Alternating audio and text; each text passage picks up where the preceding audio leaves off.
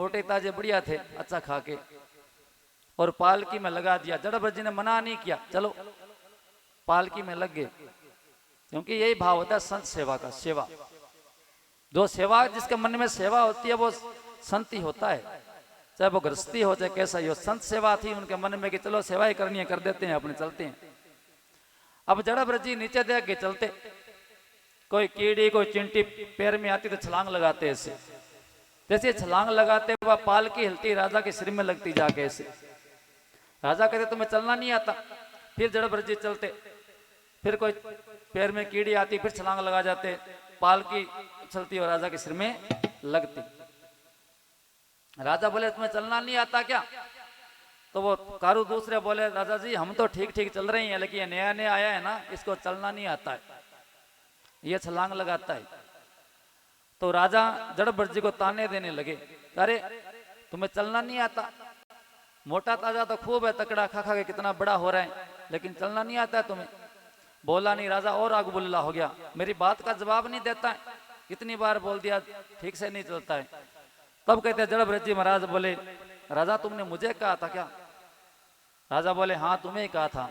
जड़भरत जी महाराज बोले मुझे नहीं कहा था, शरीर से कहा अपने, मैं शरीर नहीं हूं, मैं आत्मा हूं। सत्संग का ज्ञान दिया उसे कि मैं आत्मा हूं, मोटा है तकड़ा है शरीर है, सर्दी गर्मी किसको लगती है? शरीर को लगती है, मैं शरीर नहीं हूं, मैं आत्मा हूं।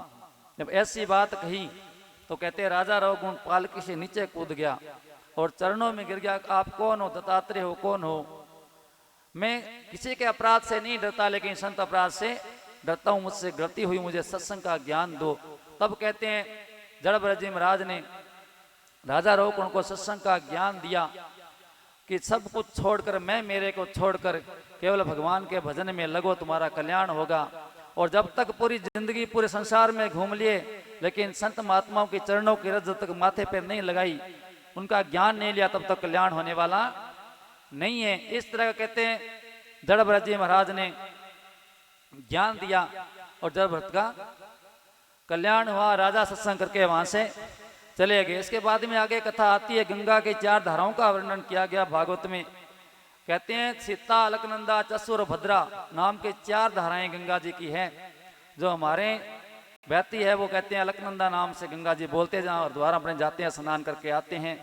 आगे कहते हैं 9 वर्ष होते हैं, हम जहाँ रहते हैं वो भारतवर्ष हैं, और 9 द्वीप होते हैं, और जब हम जहाँ रहते हैं वो जम्बू द्वीप के नाम से जाना जाता है, और 7 समुंदर है, 27 नक्षत्र हैं, और चारों दिशाओं में चक्कर लगाते हैं 27 नक्षत्र।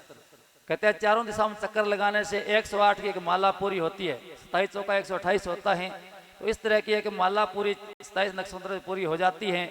आगे कहते हैं भागवत में नरकों का वर्णन किया गया है। माताओं नरक होते हैं क्या? नहीं माताओं, नरक होते हैं माताओं? डरे कौन नहीं हुए माता? नरक होते हैं? कभी गई गए? याद नहीं, कभी तो गए ही हुई है, गए तभी तो दोबारा संसार में आए हैं, कभी तो संसार में आए होंगे, नरक भोगा होगा, फिर वापस संसार में आए हैं। कहते हैं नरक होते हैं जिस तरह यहाँ मृत्यु लोक के अंदर कोई अपराध करता है, आदमी चोरी करता है, किसी को मारता है तो जेल में जाना पड़ता है, इसी तरह जहाँ यहाँ आकर पाप करते हैं उन्हें नरकों में जाना पड़ता है। तो अलग अलग नरक कहते हैं इसमें बताए गए हैं कि कौन सा पाप करने वाला कौन से नरक में जाता है। कहते हैं जो इस संसार में आकर देह धारण करके और मैं मेरे में फंसा रहता है, धन में फंसा रहता है, बुद्धि में फंसा रहता है, और केवल अपने शरीर का पोषण करने में लगा रहता है, ऐसा आदमी रौरव नामक नरक में पड़ता है। रौरव नामक नरक है, उसमें उस आदमी की गति होती है। इसलिए हमेशा मैं करते नहीं रहना चाहिए, केवल अपने लिए नहीं जीना चाहिए, संसार के लिए भी जीना चाहिए। उसके बाद में कहते हैं कि जो आदमी किसी की परवाह नहीं करता, केवल अपना पालन पोषण करता रहता है और पक्षियों को आदि को काट काट कर खाता है, उनको हत्या करता है, हृदयहीन हो गया है जो जीव आदमी।